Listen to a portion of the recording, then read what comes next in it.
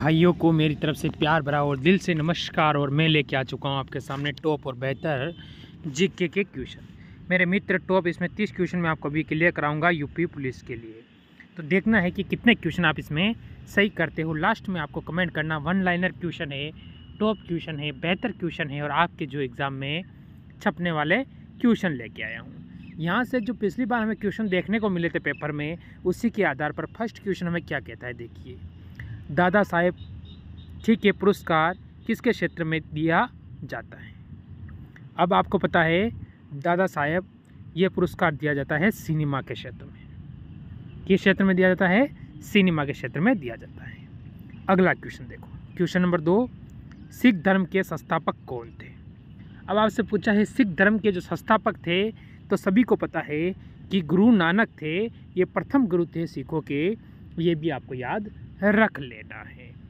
अगर मैं आगे की ओर बढ़ूं इस क्वेश्चन के अंदर, तो 3 नंबर हमें क्या कह रहा है। देखिए, भारतीय राष्ट्रीय ध्वज की लंबाई चौड़ाई का अनुपात क्या होगा। जो हमारा ध्वज है उसकी जो लंबाई और चौड़ाई है उसका अनुपात मेरे मित्र क्या होने वाला है।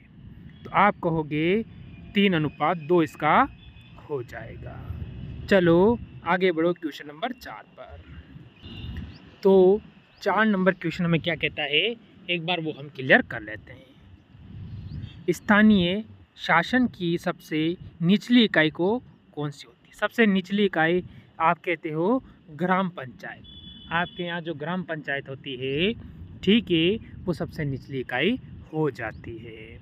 अब अगला क्वेश्चन 5 नंबर, प्रसिद्ध नृत्य जो कथकली किस राज्य से संबंधित है। कई बार इस कथकली से क्वेश्चन बनता है हर पेपर में। कोई से पेपर की तैयारी कर लो, यहाँ से आपको क्वेश्चन देखने को मिल ही जाता है। तो मेरे भाई आप सभी कहोगे कि इसका केरल से हो जाएगा। 6 नंबर क्वेश्चन कहता है गोल गुंबज। तो गोल गुंबज मेरे भाई आप सभी को पता है कि बीजापुर में हो जाता है, यहाँ तक कोई डाउट नहीं रहना चाहिए। आपके सामने एक क्वेश्चन आया है 7 नंबर। क्या कह रहा है, देखिए, लघुगणक तालिकाओं का आविष्कार किसने किया था। ठीक है, तो ये आविष्कार से संबंधित क्वेश्चन आपसे बनता है, तो इसका उत्तर क्या है जल्दी से देखिए और बताइए। John Napier. आगे आते हैं 8 नंबर क्वेश्चन के ऊपर। मेरे मित्र 8 नंबर क्वेश्चन का कहना है किस अंग के खराब होने से पीलिया होता है। आपको जो पीलिया होता है, आखिरकार कौन सा अंग आपका खराब हो जाता है, उसके कारण आपके शरीर में पीलिया हो जाता है। आजकल आपको पता है बहुत सारी बीमारी चल रही है, तो आपको ध्यान भी रखना चाहिए। तो आपको लीवर अगर हमारा ख़राब होता है तभी जाकर हमको पीलिया हो जाता है। ठीक है, आगे बढ़ो क्वेश्चन नंबर 9 के ऊपर। भारत का पहला परमाणु ऊर्जा केंद्र कहाँ स्थापित किया गया था। अब जो भारत का प्रथम परमाणु ऊर्जा केंद्र वो आपसे पूछा गया मेरे भाई, तो आप कहोगे महाराष्ट्र।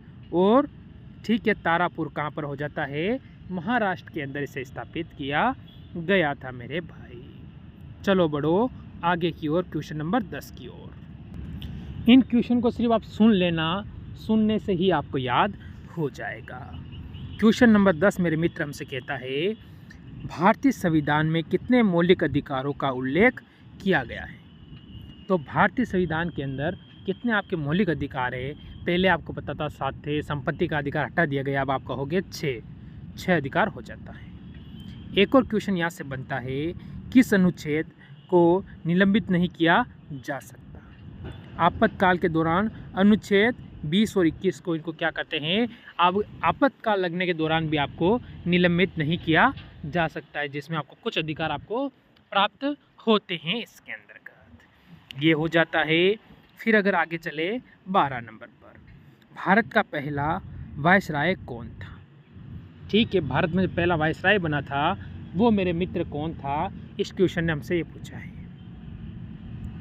तो लॉर्ड कैनिंग, यानी मेरे मित्र ये आपका उत्तर यहाँ से हो जाता है। चलो आगे बढ़ो अगले क्वेश्चन की ओर। चलो क्वेश्चन हमें कह रहा है आगे वाला, देखो, ठीक है, यहाँ पर देखो क्या कह रहा है, वाइस बनने के लिए न्यूनतम आयु कितनी होनी चाहिए भारत के राष्ट्रपति। अच्छा, यहाँ पर भारत के राष्ट्रपति होना चाहिए कि भारत का जो राष्ट्रपति बनता है उसके लिए न्यूनतम आयु क्या होनी चाहिए? तो आप कह सकते हो 35 वर्ष भारत के राष्ट्रपति बनने के लिए न्यूनतम आयु होनी चाहिए। कोई बात नहीं। 14 नंबर क्वेश्चन देखो, नीति आयोग का गठन किसके स्थान पर किया गया है? पहले अभी जो नीति आयोग है उसका गठन किसके स्थान पर किया गया है?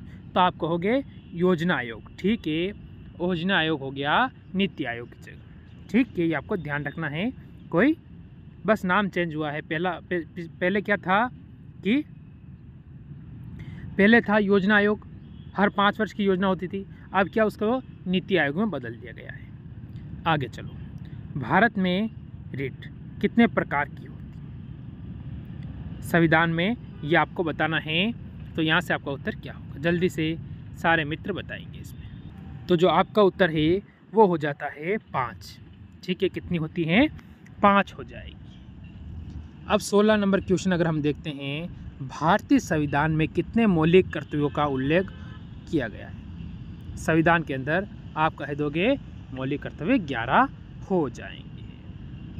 आगे बढ़ो अगले क्वेश्चन पर। देखिए क्वेश्चन क्या कह रहे हैं, क्वेश्चन को देखिए। क्वेश्चन का हमें कहना है, भारतीय संविधान के चुनाव की पद्धति राष्ट्रपति को किस देश से लिया गया है? उस देश का नाम बताना है। तो मेरे मित्र आप कौन सा देश का नाम बताओगे? आप सभी कहोगे आयरलैंड से लिया गया है। अगर हम बढ़ें 18 नंबर क्वेश्चन की ओर कि राष्ट्रपति की शपथ कौन दिलाता है? इंडिया, जो हमारा भारत का राष्ट्रपति है उसको शपथ कौन दिलाता है? तो उसको शपथ दिलाता है भारत के मुख्य न्यायाधीश। कौन दिलाते हैं? भारत के मुख्य न्यायाधीश इनको क्या करते हैं? शपथ दिलाते हैं। आगे वाला क्वेश्चन देखोगे आप 19 नंबर, भारतीय संविधान के किस अनुच्छेद में राष्ट्रीय आपातकाल की प्रस्तावना?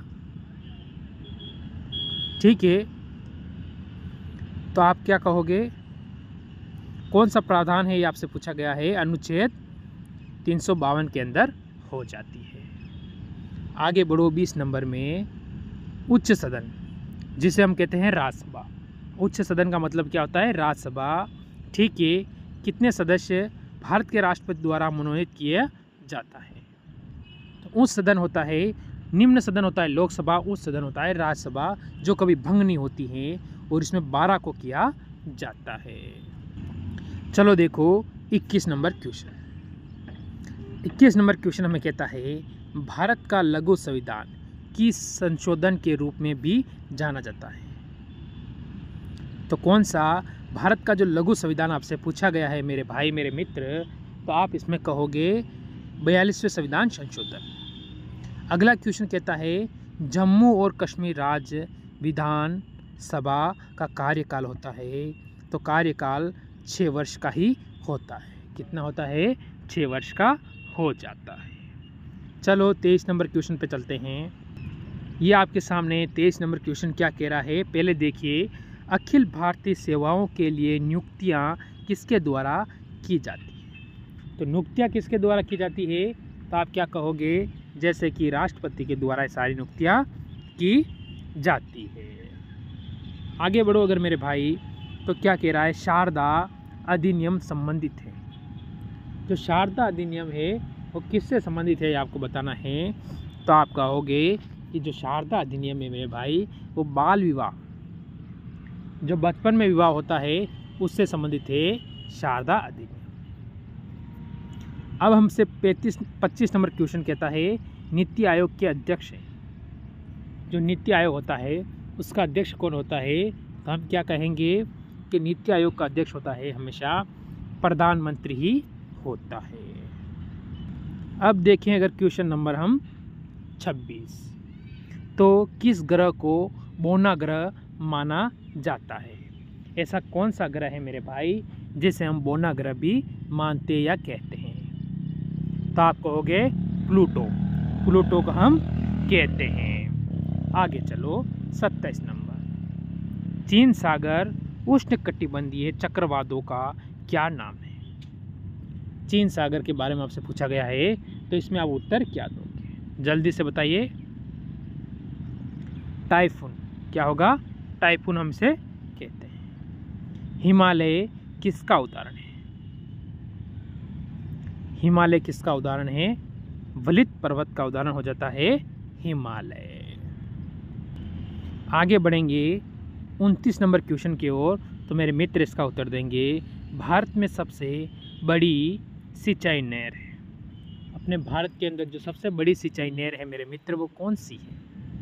तो सभी को पता है कि भारत के अंदर जो सबसे बड़ी सिंचाई नहर है उसका नाम है इंदिरा गांधी नहर। ठीक है, तो ये राजस्थान में है। किस राज्य में है? राजस्थान राज्य के अंदर हो जाती है। आगे अगर 30 नंबर की ओर चले, भारत में सर्वोच्च नागरिक पुरस्कार कौन सा है? जो भारत में सर्वोच्च नागरिक यानी सबसे ऊपर जो पुरस्कार दिया जाता है वो कौन सा है मेरे भाई? तो आप सभी कहोगे भारत रत्न।